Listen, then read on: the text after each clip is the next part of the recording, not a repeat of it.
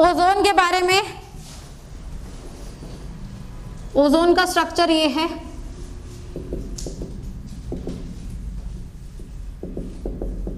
तो इस पे हमारा फॉर्मल चार्ज है बेटा 0, इस पे हमारा फॉर्मल चार्ज है -1, सॉरी इस पे आएगा फॉर्मल चार्ज +1 और इस पे आएगा फॉर्मल चार्ज 0। तो फॉर्मल चार्ज हमारा क्या होता है, valence electrons minus number of bonds minus number of non bonded electrons. तो इसको थोड़ा सा याद रखें, ठीक है। किसी भी एलिमेंट पे फॉर्मल चार्ज कैलकुलेट करने को बोल दिया जाता है। अब ओजोन के बारे में इंफॉर्मेशन लिखिए। Ozone is a pale blue gas, ozone is a pale blue gas, dark blue liquid,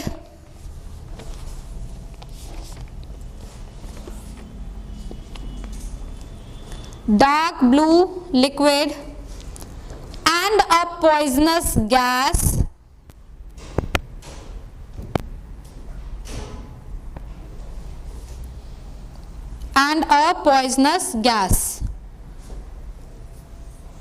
full stop।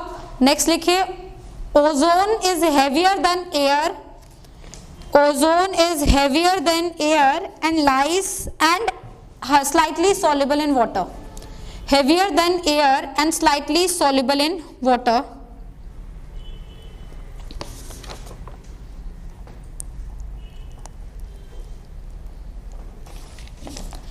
ना ओजोन को प्रिपेयर अगर हमें करना होता है तो हम साइलेंट इलेक्ट्रिक डिस्चार्ज डालते हैं।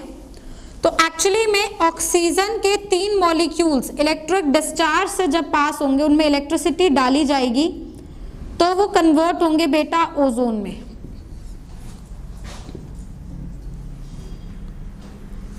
ना ये जो पर्टिकुलर रिएक्शन है एक्चुअली में एंडोथर्मिक इन नेचर है। इसका डेल्टा एच क्या होता है, positive. This is endothermic process.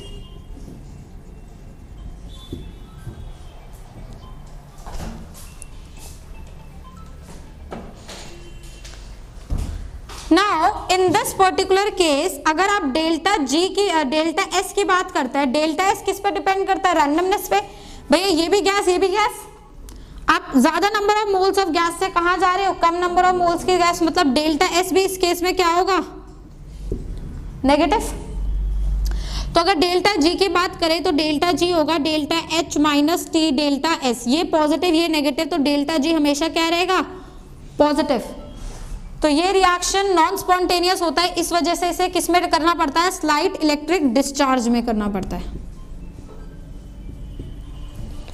यहां तक बात क्लियर हुई। तो एक चीज आप ये समझिए, इसलिए ओजोन जब ब्रेक करता है तो हाई अमाउंट ऑफ एनर्जी देगा, और जब ब्रेक करेगा तो वो रिएक्शन क्या हो जाएगा, स्पॉन्टेनियस। क्योंकि अभी ओजोन का प्रोडक्शन अगर नॉन स्पॉन्टेनियस है तो ओजोन का ब्रेकडाउन क्या हो जाएगा, स्पॉन्टेनियस, है ना, और रिएक्शन क्या हो जाएगा, एक्सोथर्मिक इन नेचर। तो ये रिएक्शन को इलेक्ट्रिक डिस्चार्ज में इसलिए ही करना पड़ता है क्योंकि हाईली नॉन स्पॉन्टेनियस प्रोसेस है। डेल्टा एस इस प्रोसेस का नेगेटिव है, डेल्टा एच पॉजिटिव है, तो डेल्टा जी हमेशा इस प्रोसेस का क्या रहेगा, पॉजिटिव ही रहेगा। बात क्लियर हुई। नाउ ओजोन जो है हमारा वो टूटकर ऑक्सीजन प्लस नेसेंट ऑक्सीजन दे सकता है। Do you understand nascent oxygen? How many of you know nascent oxygen? Just like nascent hydrogen, one which is produced with in the reaction system, है ना। तो नेसेंट ऑक्सीजन देता है और इस nascent oxygen की वजह से इसका क्या होता है बेटा, ऑक्सीडाइजिंग बिहेवियर। ये एक स्ट्रॉन्ग ऑक्सीडाइजिंग एजेंट होता है, दूसरे को ऑक्सीडाइज करता है, क्योंकि जो नेसेंट ऑक्सीजन है कोई दूसरा बंदा ऑक्सीजन को ऐड करेगा तो ऑक्सीडाइज होगा ना। तो ये नेसेंट ऑक्सीजन देता है जिस वजह से ये क्या बन जाता है, एक गुड ऑक्सीडाइजिंग एजेंट। इसके अंदर क्या होता है, ऑक्सीडाइजिंग बिहेवियर। तो अगर ओजोन ऑक्सीडाइजिंग बिहेवियर शो कर रहा है तो इस तरीके से अगर खुद मतलब बेसिकली ऑक्सीडाइजिंग एजेंट है तो दूसरे को तो ऑक्सीडाइज करेगा, खुद क्या होगा, रिड्यूस।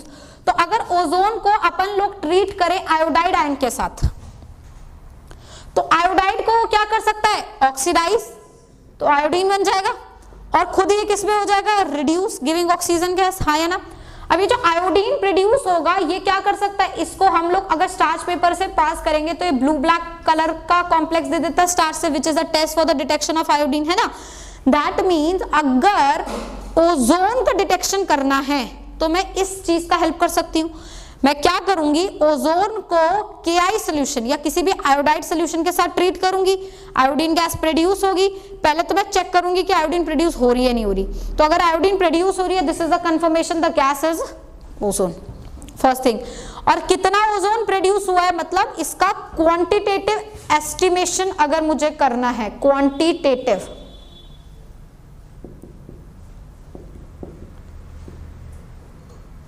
ओजोन का हम लोग करेंगे quantitative estimation. Now in quantitative estimation what will do is, हम ओजोन को आयोडाइड के साथ ट्रीट करेंगे, जो आयोडीन गैस मिलेगी I am going to titrate iodine gas with the known hypo solution. तो हाइपो के साथ में से क्या कर दूंगी, टाइट्रेट कर दूंगी, ठीक है। तो iodine produced is titrated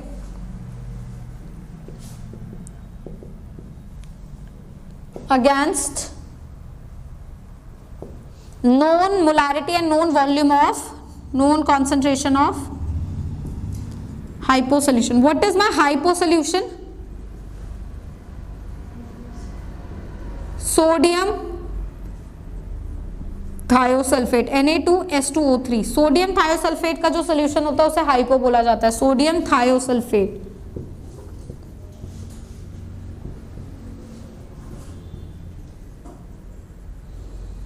We call it as hypo solution, right? So what we're going to do is we'll have the hypo solution जो कि कन्वर्ट होगा S4O6 2 माइनस में।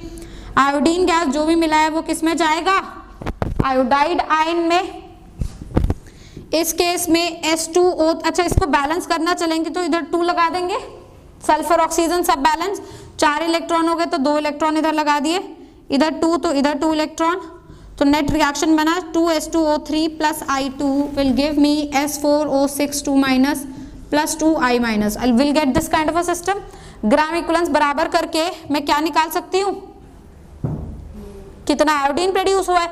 जितना आयोडीन प्रोड्यूस हुआ उतने ही ग्राम इक्विवेलेंस किसके होंगे, ओजोन के होंगे। तो अगर ओजोन को क्वांटिटेटिवली एस्टिमेशन करना है, you will going to take the help of this process. Have you understood this? Okay, so this is the method that we use for the quantitative estimation of ozone.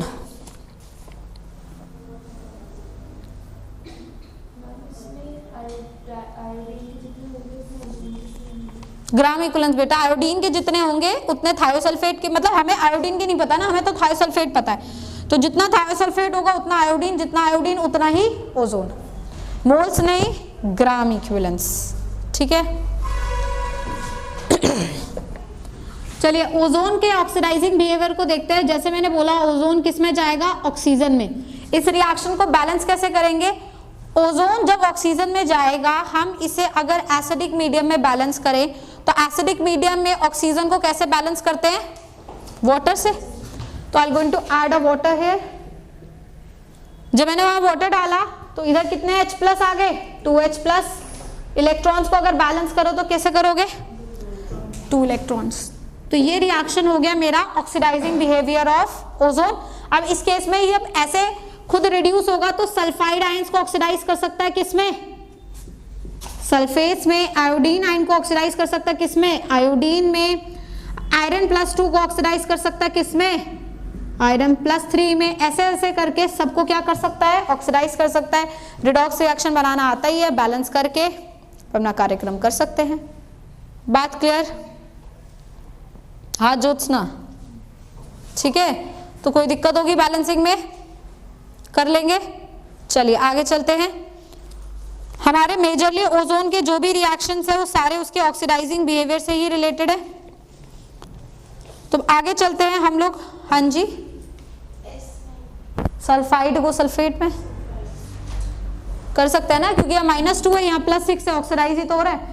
अब -1 है 0 oxidise हो रहा है, +2 है +3 oxidise हो रहा है। तो किसी भी एलिमेंट को क्या कर दो, ऑक्साइज कर दो, है ना। तो इस तरीके से आप कर सकते हैं। नेक्स्ट हम लोग जो डिस्कस करने वाले हैं वो हम लोग डिस्कस करेंगे अबाउट सल्फर। लिखिए next compound we have is sulphur. Sulphur in the sense, first of all what we have to talk about is कि सल्फर के फॉर्म्स क्या क्या होती हैं, बट उससे भी ज्यादा इंपॉर्टेंट जो है वो ये समझना है कि अगर ऑक्सीजन O2 है तो सल्फर एसिड है। जैसे जब नाइट्रोजन N2 था तो फास्फोरस P4 था, जब नाइट्रोजन गैस था तो फास्फोरस सॉलिड था, वैसे ही जब ऑक्सीजन गैस है तो सल्फर भी सॉलिड है, जब ऑक्सीजन O2 है तो सल्फर एसिड है। Again all this comes from the same reason we have quoted in the last class कि ऑक्सीजन जो है पी पाई बॉन्ड बना सकता है, जबकि सल्फर पी पाई बॉन्ड बना नहीं सकता, तो उसे दो सारे बॉन्ड्स क्या बनाने पड़ेंगे, सिग्मा, है ना। तो लिख लीजिए oxygen is O2 because it is capable of forming P pi bonds. It is capable of forming p pi bonds, while sulfur is not capable of forming p pi bonds.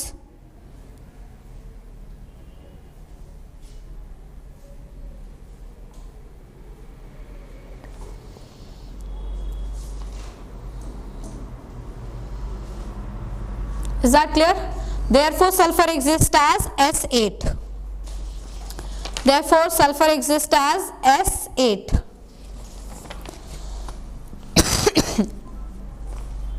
Next लिखिए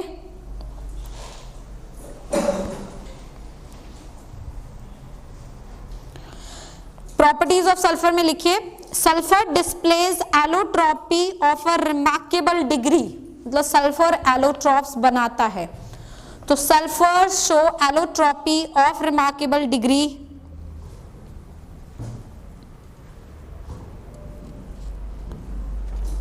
the molecular species S2, S4, S6, S8. The molecular species S2, S4, S6, S8 are in equilibrium with gaseous sulfur. Are in equilibrium with gaseous sulfur.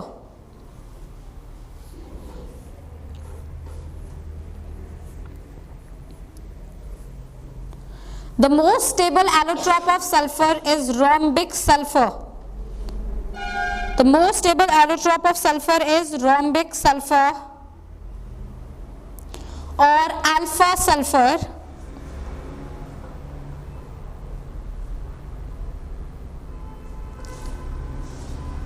Full stop. In rhombic sulfur, S8 rings are arranged in rhombic sulfur. S8 rings are arranged in a rhombic crystal.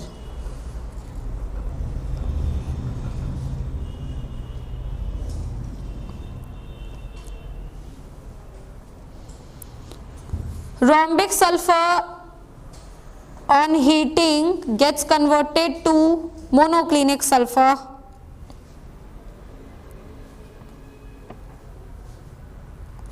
At around 369 Kelvin. At around 369 Kelvin.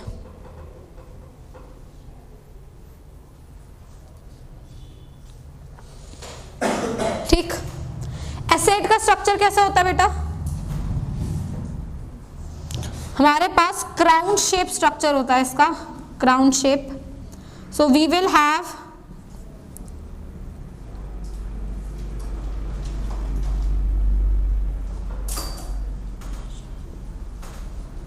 एक दो तीन,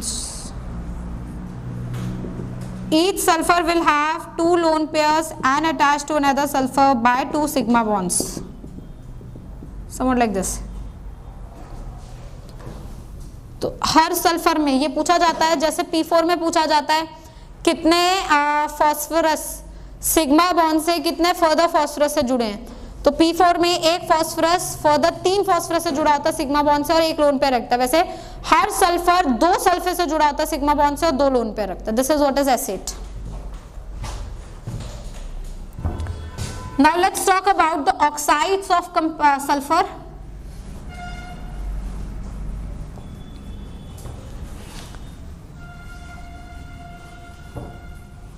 तो oxides of sulphur में सबसे important चीज आती है हमारी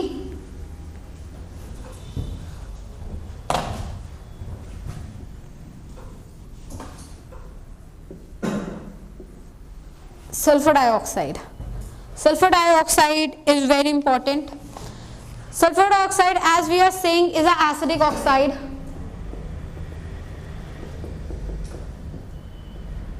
This is anhydride of sulfurous acid H2SO3. sulfurous acid का क्या होता है?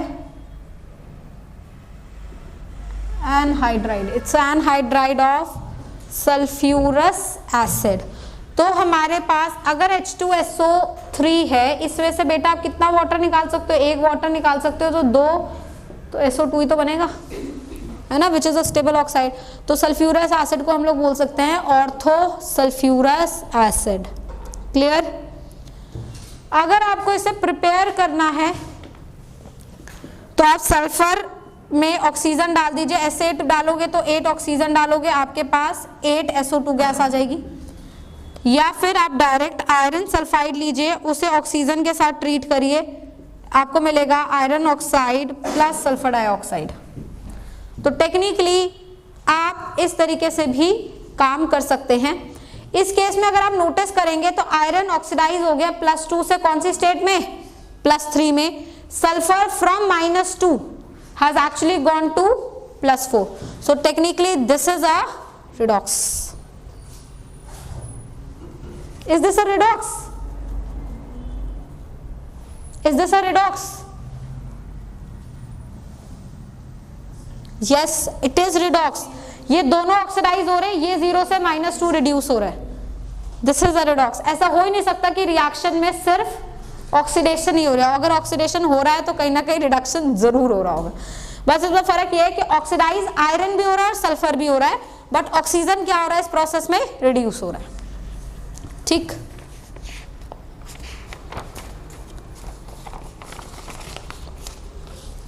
सबसे इंपॉर्टेंट चीज ये है कि सल्फर डाइऑक्साइड में ऑक्सीजन के ऊपर, सल्फर के ऊपर कौन सा ऑक्सीडेशन स्टेट है? +4. और सल्फर जो है, एक सल्फर डाइऑक्साइड जो है बेसिकली एक रिड्यूसिंग एजेंट का काम करता है. मतलब वो दूसरे को क्या करेगा? रिड्यूस, और खुद क्या होगा? ऑक्सीडाइज. तो खुद अगर ऑक्सीडाइज होगा तो कहां पे जाएगा? +6 में. तो सल्फर डाइऑक्साइड खुद ऑक्सीडाइज होता है और +6 में क्या बनाता है? Sulphate.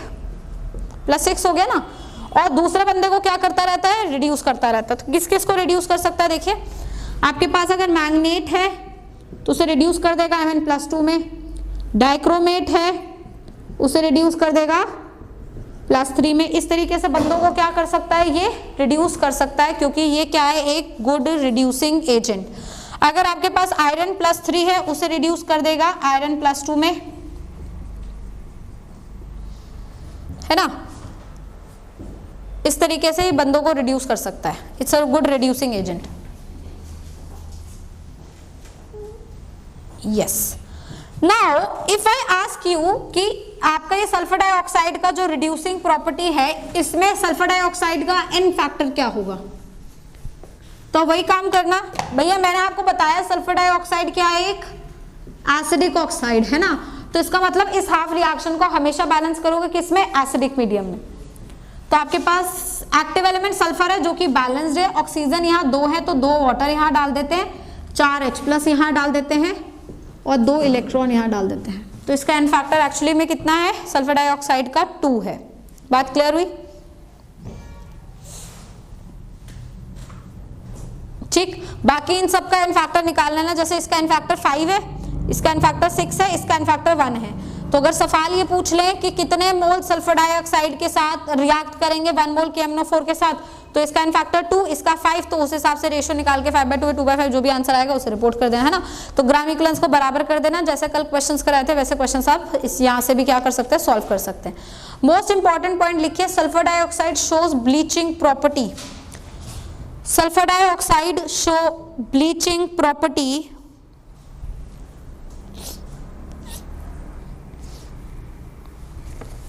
but this bleaching property of sulfur dioxide but this bleaching property of sulfur dioxide is temporary. But this bleaching property of sulfur dioxide is temporary. This bleaching property of sulfur dioxide is temporary. This is because its bleaching property, this is because its bleaching property is because of its reducing character. Its bleaching property is because of its reducing character. आप इस चीज को बहुत अच्छे से समझेंगे, ये सवाल बहुत इंपॉर्टेंट है। सल्फर डाइऑक्साइड एक रिड्यूसिंग एजेंट है।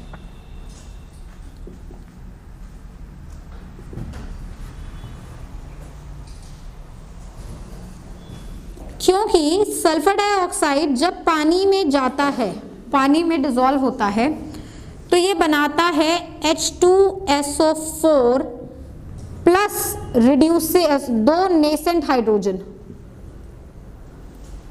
H2SO4 एंड दो नेसेंट हाइड्रोजन। इन नेसेंट हाइड्रोजन की वजह से इसके अंदर ब्लीचिंग प्रॉपर्टी आती है। ब्लीचिंग प्रॉपर्टी क्या होती है बेटा? अगर आपके पास कोई कलर्ड सब्सटेंस है, तो जैसे कि हम लोग डिस्कस कर चुके हैं ऑलरेडी, नेसेंट ऑक्सीजन हो चाहे नेसेंट हाइड्रोजन हो, वो बहुत रिएक्टिव स्पीशीज होगा। तो ये कलर्ड सब्सटेंस पे नेसेंट हाइड्रोजन या नेसेंट ऑक्सीजन दोनों का क्या होता है? अटैक होता है। और कलर्ड सब्सटेंस क्या करता है? फिर कलरलेस हो जाता है। ठीक है, ये वाला रिएक्शन ब्लीचिंग का होता है। और ये ब्लीचिंग किसकी वजह से हो रही है? इस नेसेंट हाइड्रोजन की वजह से हो रही है ना। बट सुनो एक बार मेरी बात, यहाँ पे इस बंदे ने ये कलर्ड सब्सटेंस कलरलेस क्यों हुआ है? क्योंकि इसने नेसेंट हाइड्रोजन गेन करी है। तो नेसेंट हाइड्रोजन गेन करी है, इसका मतलब ये एक्चुअली में रिड्यूस हुआ है। जब कलरलेस बना है तो ये क्या हो गया? रिड्यूस हो गया। रिड्यूस हो गया तो कलर हट गया इसका। अब एक बात बताओ, ये टेम्परेरी क्यों हुई? जैसे आप इस बंदे को ऑक्सीजन में लाओगे, इस कलरलेस सब्सटेंस को ऑक्सीजन में लाओगे, वो ऑक्सीजन की प्रेजेंस से फिर ऑक्सीडाइज नहीं हो जाएगा? और अगर ऑक्सीडाइज हो गया तो रिएक्शन पीछे और फिर से क्या बन जाएगा? कलर्ड। तो सल्फर डाइऑक्साइड क्योंकि नेसेंट हाइड्रोजन दे रहा है, इसकी रिड्यूसिंग प्रॉपर्टी है, इसलिए वो नेसेंट हाइड्रोजन दे रहा है। और नेसेंट हाइड्रोजन की वजह से सब्सटेंस क्या हो रहा है? रिड्यूस हो रहा है। और रिड्यूस होकर वो कलरलेस बन रहा है। तो ये colourless substance actually reduce product है। जब ये एयर की प्रेजेंस में आएगा तो ये क्या हो जाएगा? फर्दर ऑक्सीडाइज हो जाएगा। जब ऑक्सीडाइज हो गया तो रिएक्शन पीछे चला गया, मतलब कलरलेस वापस से क्या बन गया? कलर्ड। इसलिए सल्फर डाइऑक्साइड की जो ब्लीचिंग प्रॉपर्टी है वो क्या है? Temporary. Am I clear till now? Now as we mentioned here कि सल्फर डाइऑक्साइड में सल्फर कौन सी स्टेट में बेटा? +4 आया ना। हाईएस्ट कौन सी होती है? +6। तो ऑक्सीडाइजिंग बिहेवियर, बट लोएस्ट कौन सी होती है? सल्फर की माइनस भी होती है, -2 भी शो करता है, 0 भी शो करता है। इसका मतलब ये तो बीच की स्टेट है ना। तो अगर ये ऑक्सीडाइज हो सकता है, ऑक्सीडाइजिंग एजेंट मतलब रिड्यूसिंग एजेंट है, तो साथ साथ ऑक्सीडाइजिंग एजेंट भी हो सकता है ना। तो लिख लीजिए, sulphur dioxide can also show oxidising behaviour with some compounds. It also show oxidising behaviour with some compounds. तो जैसे कि अगर आपके पास H2S है,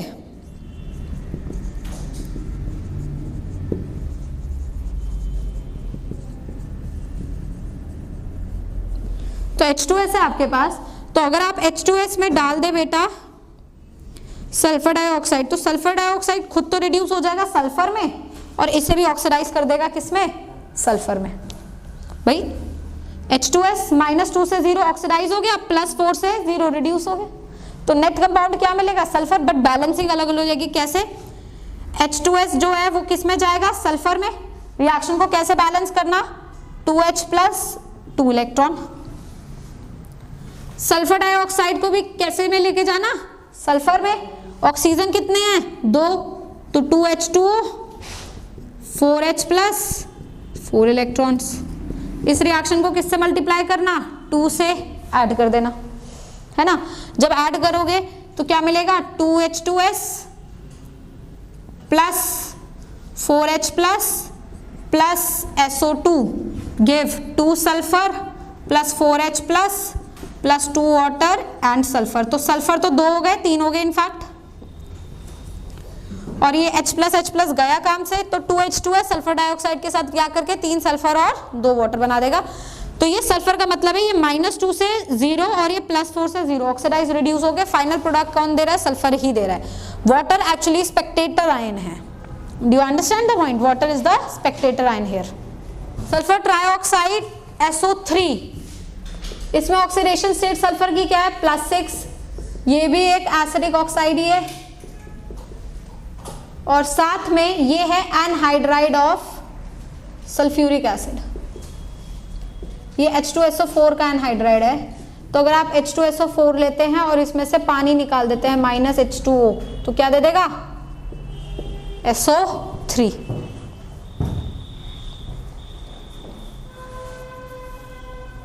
बात क्लियर हुई?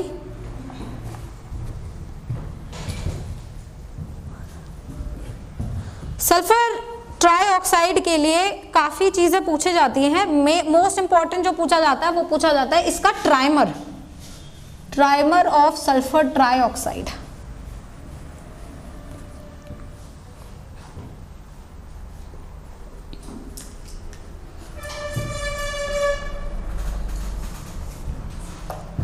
सल्फर ट्राइऑक्साइड ट्राइमराइज करता है, तो ट्राइमराइज करके ये हमें देता है S3O9। This is the trimer of sulphur trioxide. कैसे बनता है? इस प्रकार।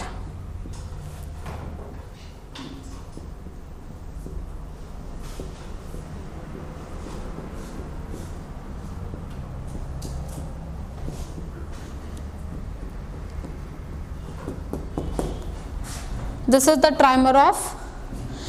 हालांकि आप चाहो तो इन बॉन्ड्स को, ये जो कोऑर्डिनेट दिखाए हैं, इनको आप डबल भी बना सकते हो, because sulphur can expand it's covalency beyond 4। तो आप डबल भी दिखा सकते हैं। इसलिए सल्फर ट्राइऑक्साइड का एक तो ये स्ट्रक्चर एग्जिस्ट करता है, this is what is SO3 is, जिसमें आप देख रहे हैं ये बॉन्ड्स प्रेजेंट है। कभी कभी ये स्ट्रक्चर भी एग्जिस्ट करता है, दोनों ही स्ट्रक्चर एग्जिस्ट करते हैं। इन दोनों में फर्क क्या है? फर्क ये है, आप अगर सल्फर की बात करते हैं, सल्फर की ऑर्बिटल S में 2 इलेक्ट्रॉन है, P में 4 है। आप हाइब्रिडाइजेशन इसका कितना कराएंगे? sp2 होगा हाइब्रिडाइजेशन, है ना। तो sp2 में हम इस तरीके से अगर sp2 कराएं, देखो